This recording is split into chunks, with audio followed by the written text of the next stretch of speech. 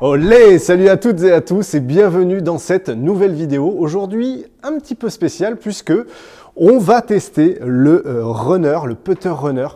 C'est un putter remarquable, il a été fait en Normandie, c'est une marque made in France.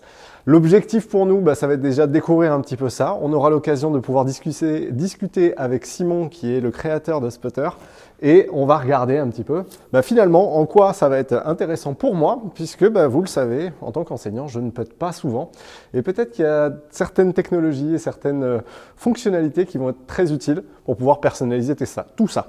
Restez bien jusqu'au bout de la vidéo, puisque l'un ou l'une d'entre vous va pouvoir gagner un de ces putters. Pour Noël, ça va être un cadeau très sympa.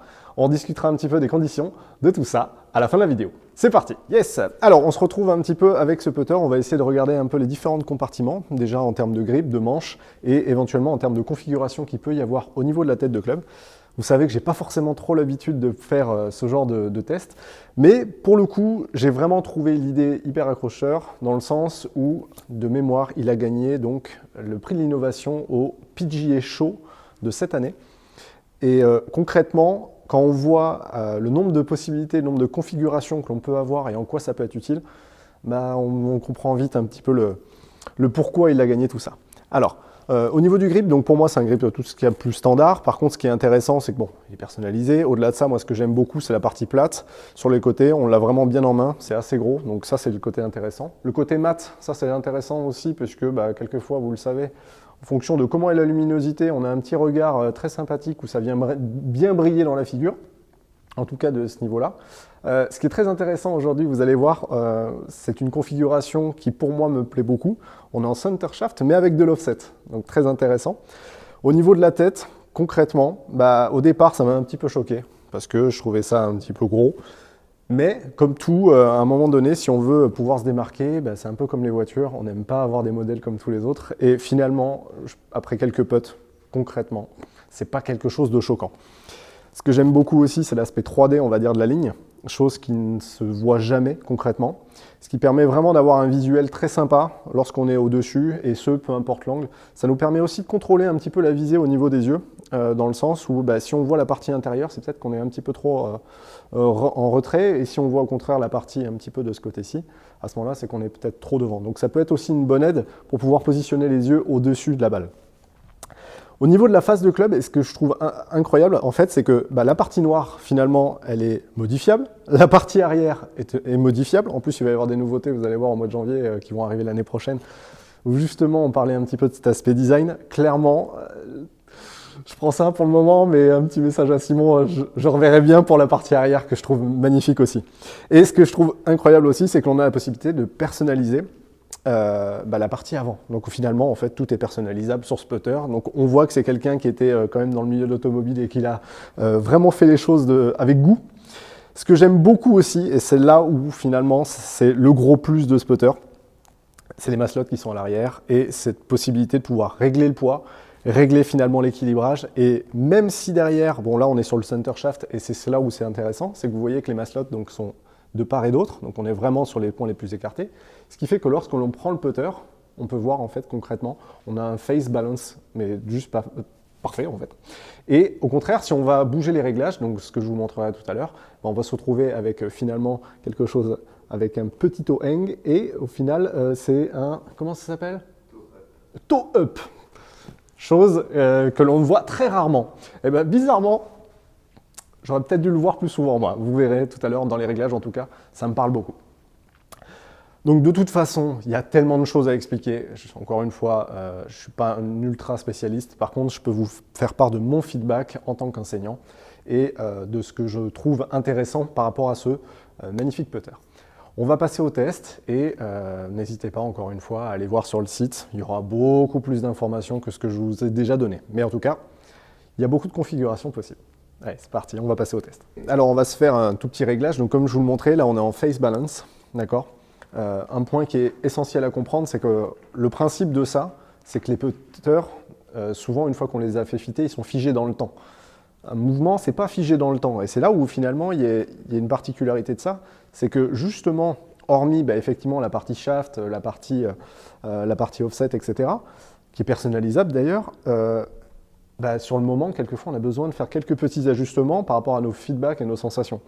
Ce que j'aime beaucoup, et c'est là où je trouve ça assez dingue, c'est que juste en changeant en fait les maslots à l'arrière, juste le premier mouvement qu'on fait, il s'est passé un truc là. En fait, le feedback est très très particulier, dans le sens où concrètement, tu sens tout de suite si tu dis non, ça va pas le faire, ça va le faire, et c'est là où c'est intéressant, en tout cas pour moi. Du coup, on va essayer de se faire quelques petits réglages et faire quelques tests et vous dire un petit peu mon feedback, ce que j'en ressens. Mais le mieux, encore une fois, c'est toujours pareil, c'est de tester. Alors, tac, donc vous avez une clé qui est fournie avec, qui est hyper sympa, en plus avec le même design et tout. Du coup, la question en fait que je me posais, c'était est-ce que par la suite, ça va être personnalisable et on pourra mettre des couleurs différentes. Ah, ça c'est bon. On vient de me faire un petit signe de la tête parce que moi je l'aimerais bien en bleu turquoise, un peu à l'image de la chaîne. Avec ça serait magnifique. Le grip aussi avec. Je pense que ça viendra, mais bien plus tard. Du coup, vous voyez un petit coup de vis, c'est pas compliqué, on dévisse un tout petit peu, on vient modifier un petit peu ce que l'on souhaite. Là, vous voyez, j'ai juste rapproché la maslotte ici, ce qui va me permettre de trouver un réglage qui est justement, hop, ici même, bien resserré. Regardez l'équilibrage, il vient de changer. Tout à l'heure, on était sur quelque chose qui était face balance. Là, on se rend compte que finalement, on a la pointe du haut du club là, qui vient remonter, chose que vous ne verrez quasiment jamais, sauf sur certaines marques, mais très très rare. D'habitude, c'est plutôt ce genre d'équilibrage, voire même très penché vers le bas de cette manière. Face balance, et là, on se retrouve avec quelque chose d'équilibré vers le haut. Donc pour ça, vous avez vu, j'ai juste simplement bougé une maslotte, et derrière, hop, je l'ai rajouté derrière, de façon à remettre le poids davantage vers le talon. Ce qui fait que globalement, ça permet de faire remonter un tout petit peu la pente. Allez, on va tester ça, c'est clair. Ok, alors, on réattaque. Là, cette fois-ci, vous avez vu, j'ai fait le réglage. Alors, on ne va pas utiliser les datas du Sample Lab puisque le principe en fait, du putter, c'est de pouvoir agir sur le feedback et sur finalement ce qu'on ressent en instant T. Du coup, je vais plus me faire confiance par rapport au feedback que par rapport aux data en elles-mêmes. Cependant, sachez qu'avec le Runner Putter, vous avez une application qui est dédiée à ça, je vous montrerai dans quelques petites images ici même, de façon à pouvoir quand même déjà avoir des informations. Il y a un tapis, il y a l'application que vous pouvez utiliser avec n'importe quel smartphone qui sera fourni avec. Donc vous verrez, c'est très sympathique, et ce, à partir de janvier. Alors du coup, l'idée déjà, c'est là où j'ai été assez surpris, c'est que finalement, au-delà même de ne pas changer en fait le poids du putter, puisque quelquefois on pourrait se dire tiens, j'ai besoin d'avoir plus de points en pointe, plus de points un petit peu sur le talon, et quelquefois en faisant ça on rajoute du poids en fait sur le putter, chose où là le poids, non seulement on peut le régler, on a des poids qui sont plus ou moins lourds, de mémoire il y en a 3 différents qui vont varier, et du coup on peut arriver à l'alourdir ou tout simplement l'alléger en fonction de ce qu'on ressent. Encore une fois, lorsqu'on est en compétition, on n'a pas le droit de faire des réglages, mais par contre, avant la compète, on peut très bien le faire, et même entre 2 tours si on veut. Du coup, l'objectif, c'est de se dire, tiens, j'ai un putter, qu'est-ce que je ressens lorsque je bouge un petit peu le poids? Pour ma part, j'essaye beaucoup de jouer en ligne, et le fait d'avoir vraiment cet équilibrage-là, ça me correspond vraiment pas mal, en fait, finalement, dans le feedback, dans la sensation. En tout cas, pour moi, ça change tout, parce que je ne bataille pas avec le putter. C'est vraiment lui qui me suit, et moi, je ne suis pas en train de batailler avec. Donc, c'est très intéressant. Au-delà de ça, après, derrière, vous verrez, il y a plusieurs designs, plusieurs façons de... Alors, du coup, on va se faire un petit peu de 3 putts comme ça, mais je sens que j'ai une espèce de facilité à pouvoir putter sans trop me casser la tête. Bon, là, je viens de mettre une charge, c'est normal. Et par contre, je sens que pour arriver à putter, faire des balles en ligne droite, etc., et rentrer des putts à 4 mètres, finalement, c'est pas quelque chose de très complexe. Parce que, justement, je sens que le putter, en fait, me suit, en fait, et c'est pas l'inverse. Nul. Mais globalement, c'est très intéressant, je trouve, en termes de feedback, et même au niveau des sensations. On ressent vachement, finalement, les vibrations dans les mains, mais c'est des bonnes vibrations. C'est pas quelque chose où... Mais le grip est suffisamment mou pour pouvoir arriver à le tenir, et puis en même temps, c'est... Je sais pas comment l'expliquer. Le feeling est bon, de toute façon.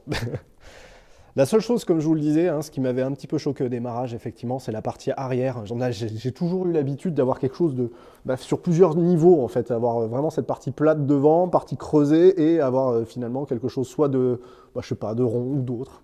Mais c'était juste la partie pleine à l'arrière qui me dérangeait au départ. Mais finalement, pas vraiment. Du coup, bah, j'ai vraiment trouvé quelque chose d'assez intéressant. Et puis le fait d'avoir ces réglages-là, bah, moi ça me parle bien en fait. Je sens que le putter, bah, il me suit quoi. J'ai pas d'autre chose à dire, ça rentre. Donc à partir de là, c'est assez instinctif. Le fait que la ligne soit en 3D, bah, moi ça me permet de pouvoir me placer nettement mieux et de pouvoir me placer plus au feeling. Mais non, j'ai rien à dire, hein, de toute façon. Si je te dis, je rentre plus de putts que j'ai jamais rentré. Donc à partir de là, on va aller, je pense, discuter un petit peu plus avec Simon. Parce que non seulement le putter est juste, je trouve, incroyable, mais l'histoire aussi est très sympathique avec. Et il y a pas mal d'informations sur lesquelles Simon va pouvoir nous renseigner. Bon, du coup, j'ai envie de dire, déjà, juste pour la nouveauté Made in France, un bon petit like. On n'hésite pas à partager la vidéo déjà dans un premier temps et on va se retrouver tout de suite avec Simon. Ok, bon, c'est toujours un petit peu excitant. Là, vous les voyez pas, ils sont planqués là. Ouais. Mais ce qui est très intéressant, comme je vous le disais, en fait, on a vraiment tous les designs qui sont différents. En fait, on peut régler le lie, on peut régler les lofts, on peut régler, si on veut, de l'offset, pas d'offset, center shaft, pas center shaft. On peut régler les poids. On peut tout faire en fait. On peut régler la taille, bien évidemment, en fonction de ça. Donc ça, c'est le putter, on va dire, qui existe en standard. Donc, mais on en a d'autres aussi, qui sont très sympas. On a des shafts. Celui-là, c'est beaucoup plus haut de gamme, avec des vibrations nettement moins importantes. Un feedback qui n'a rien à voir. On va avoir aussi... Ah, je sais pas par lequel commencer. Et comme je vous le disais, ça ne sera pas, encore une fois, ce sont des prototypes, ceux-là, ça ne sera pas encore le modèle fini, mais vous voyez donc avec des designs légèrement différents. On voit que la partie arrière a été légèrement ouverte, où on voit les maslots apparentes de cette manière, toujours personnalisable bien évidemment. Un autre format, celui-ci, très sympa aussi. Alors dans le jeu concours, ça sera le standard. Hein. Ceux-là, ils ne sont pas encore, c'est les prototypes. Hein. Je vous vois déjà venir, les amis. Mais ce n'est pas le but. Et tout ça, bien évidemment, ça va nous permettre de pouvoir, par la suite, personnaliser, de trouver finalement un petit peu chaussure à son pied. Moi, perso, mon choix, il a été assez rapide. Clairement, je suis tombé dingue de celui-ci. Donc, c'est celui-là qu'il fallait dans le sac pour moi. Mais peut-être que le vôtre sera différent. Encore une fois, on essaiera à chaque fois, donc pendant le jeu concours, de trouver finalement votre chaussure à vous, chaussure à votre pied, ou du moins votre putter à votre sac, personnalisé. Et on essaiera justement d'ajuster tout ça. On fera un petit peu le tour ensemble.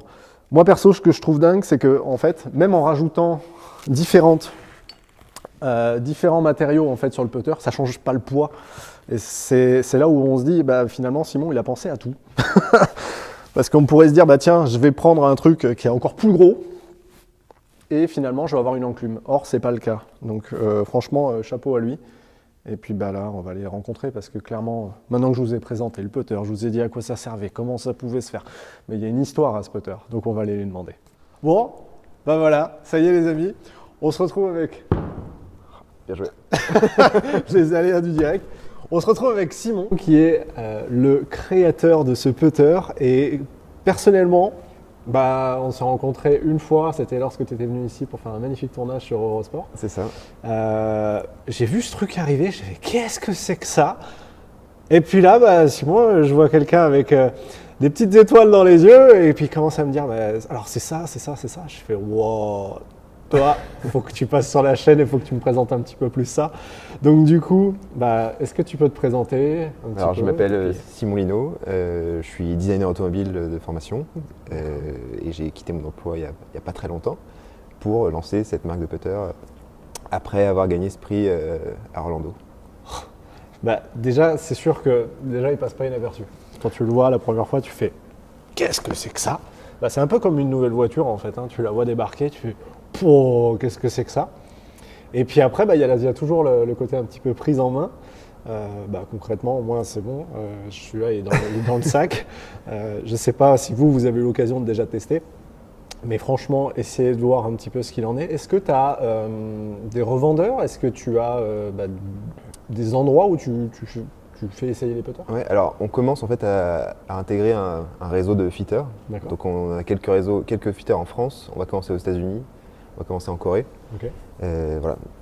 On commence doucement parce qu'il faut que nos volumes suivent. Mais pour l'instant, on a des très bons retours des fitters qui voient dans ce produit beaucoup de possibilités pour leurs clients. Énorme. Parce que le but, c'est vraiment d'arriver à trouver, par toutes les possibilités qu'on a, la configuration qui convient à n'importe qui. C'est ouf. Et du coup, tu t'es dit, mais comme ça, du jour au lendemain, je vais créer des putters. Non, c'est une envie que j'avais depuis longtemps. C'est quelque chose qui, de par ma formation, mes compétences, m'est paru accessible au départ en tant que projet perso. Et puis je me suis vite pris au jeu. J'ai vite fait un article dans jeuxdegolf.org qui s'appelle maintenant My Golf Media, où je racontais ma démarche de golfeur amateur qui décide parce qu'il ne trouve pas entre guillemets le putter qui lui convient, de faire celui qui peut convenir à tout le monde. Et voilà, et puis à partir de ça, on s'est lancé et on a fini par s'envoler pour la Floride. C'est ouf. Pour aller montrer ça. C'est complètement dingue. Donc du coup, bah voilà, un putter, c'est souvent là comme ça que ça se naît, hein, les meilleures idées de business ou tout simplement les meilleurs projets. En fait, ça part déjà de, je trouve pas ce qu'il me faut en fait, tout simplement. Ouais. Et puis de l'autre, je me dis, mais dans un métier où tu es dans l'automobile, nous, ce qu'on demande en permanence, enfin nous, je dis nous, n'importe quoi, mais en gros, une voiture, ce qu'on lui demande, c'est d'être fonctionnel, adaptable et qu'on puisse réutiliser quand même un maximum de pièces de manière assez incroyable. Et là, concrètement, c'est ce que tu proposes justement avec ce putter, c'est que finalement, tout est personnalisable. C'est ça. Et même industriellement, on a essayé d'aller plus loin dans le sens où, par exemple, il y a des problématiques avec les gauchers aujourd'hui qui se trouvent rarement chaussures à leurs pieds. C'est clair. Mais nous, en fait, le putter est symétrique. C'est-à-dire que si tu démontes l'assemblage et que tu le montes dans l'autre sens, c'est un putter de gaucher. Les faces, les arrières, les centres sont les mêmes, que ce soit pour un gaucher ou un droitier. Voilà. Donc, comme ça, il n'y a pas de problème de stock. C'est ça. En mode, bon, bah voilà, je suis gaucher. La dernière fois que j'ai réussi à trouver un putter, c'était en 1902. Là, au moins, derrière, tout le monde est un peu servi. Et puis, ce que je trouve génial, en fait, c'est que dans le temps, il suffit par la suite qu'on modifie un petit peu le geste. Moi, c'est pour l'instant ce que je vois sur la partie enseignement, c'est que je me dis, si demain je modifie le geste d'un joueur, quelquefois on se dit, ouais, mais attends, son équilibrage. Son putter ne convient plus. Ouais, il ne conviendrait pas. Donc il faudrait, si je commence à changer la mécanique, il faudrait que je change le putter avec. Ouais. Et finalement, avec le center shaft de cette manière, on peut quasiment tout avoir en fait. On n'est pas du full comme on peut avoir certaines fois. Qu'on peut avoir avec d'autres implantations de shaft. Personnellement, j'ai jamais puté avec une tête de club vers le bas. Par contre, j'avais jamais puté avant aujourd'hui avec une pointe vers le haut. Ouais. Et finalement, c'est ce qui me plaît le plus. Donc c'est là où je me dis, c'est particulier, mais de l'autre, c'est révolutionnaire d'une manière générale. Donc franchement, déjà, bravo. Toi, en termes de golfeur, quel niveau tu as Je suis 14 de handicap. Pas mal. Je joue au golf depuis que je suis tout petit. C'est mon oncle qui m'a mis au golf, qui est professionnel américain. Donc j'ai eu un club de golf dans les mains très tôt, avec des tiges en cerf-volant pour que ça pèse moins lourd et des têtes trouées à la perceuse pour que ça pèse moins lourd. Donc j'ai fait ça depuis longtemps et puis je suis parti dans l'automobile, j'ai arrêté longtemps, puis j'ai repris récemment. Puis quand j'ai repris, j'ai décidé de monter mes propres clubs de golf. Donc j'ai acheté des têtes d'occasion, des shafts d'occasion, j'ai fait mes montages comme il faut et puis à un moment tu arrives à fabriquer carrément des pièces pour faire des clubs. Ça me parle parce qu'à un moment donné, alors je sais plus qui est-ce qui avait fait ça, c'était qui est-ce qui a inventé déjà la lumière? C'est pas moi clairement. Edison qui disait, alors de mémoire c'était dans un livre, comme quoi il avait échoué je ne sais plus combien de fois avant de réussir à trouver la bonne solution pour que ça puisse marcher. Tout à l'heure, tu m'as parlé d'un chiffre de taré où tu m'as dit que tu avais fait essai-erreur. C'est les itérations sur mes logiciels. Quand j'ai mis au point les pièces, j'étais à plus de 800 sauvegardes différentes parce que j'ai testé plein de choses. Vous imaginez que Simon a passé un nombre incalculable d'heures à pouvoir proposer justement un produit fini qui est juste génial, déjà ne serait-ce que par rapport à son concept de base, qui est le fait de dire à un moment donné, on peut arriver à modifier les têtes de driver, on peut modifier tout, mais pas les putters. Ouais, c'est vrai. Et c'est toujours comme ça. Et là, tu te dis, bon, voilà, ça y est, félicitations, vous l'avez cherché, il est arrivé, putter runner, merci, au revoir. Donc pour moi, de toute façon, j'ai pas grand-chose d'autre à dire que finalement, ce putter, il est dingue, à tester. Si franchement vous avez la possibilité d'aller voir donc, chez les fitters, peut-être que tu mettras une rubrique sur le site internet. Il y a déjà une rubrique où tu peux voir les fitters qui sont disponibles. Bon, c'est génial. Une carte interactive avec géolocalisation. Bon, ça claque, comme le putter. Du coup, là-dessus, maintenant, vous le savez, si vous voulez tenter de gagner un magnifique putter personnalisé, un peu dans le même principe que celui-ci, pour ça, on va faire un jeu concours sur Instagram. Toutes les modalités sont en description de cette vidéo. Même chose, si vous voulez qu'on vous accompagne un petit peu plus sur la personnalisation de tout ça, on verra justement avec Simon comment on peut arriver à vous y aider. Et puis j'ai envie de dire, rendez-vous sur Instagram. L'Instagram va s'afficher juste ici en dessous. Toi aussi, tu as un Instagram, donc n'hésitez pas à aller le voir, on va le mettre aussi. Et concrètement, allez sur Instagram, allez checker les modalités pour gagner ce magnifique putter, parce que concrètement, on n'en a pas parlé de ça. Combien ça vaut? Ça vaut 399 €. 399 €, et là on n'a pas chargé avec le shaft plus lunaire qui soit. Hein. Oui, ça peut aller plus loin, mais on est sur un tarif premium, mais qui reste dans la moyenne de ce qui se fait aujourd'hui.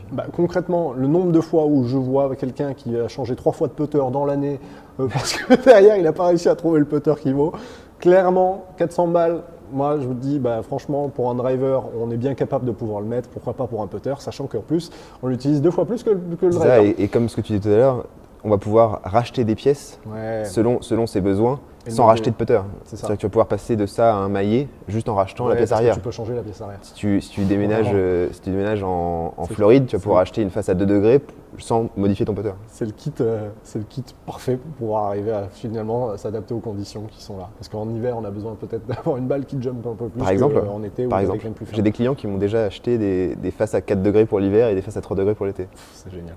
Bon bref. Je ne vais pas vous le dire, vous savez, on ne fait pas souvent des tests, on essaie d'être le plus pragmatique possible. Sincèrement, allez tester, parce que franchement, ça vaut le détour. Bon, en tout cas, un immense merci Simon. Merci beaucoup. Rendez-vous sur Instagram les amis. Comme d'hab, si ce genre de vidéo vous a plu, n'hésitez pas à nous le dire en commentaire. Même chose si vous avez des questions, je pense que Simon sera très regardant par rapport aux commentaires que vous pourrez laisser sous la vidéo. Un like, un partage et comme d'hab, n'hésitez pas. Allez checker tout ça sur Instagram, on n'a que ça à vous dire. Et puis encore un immense merci. Et puis à très bientôt. À bientôt. Salut tout le monde.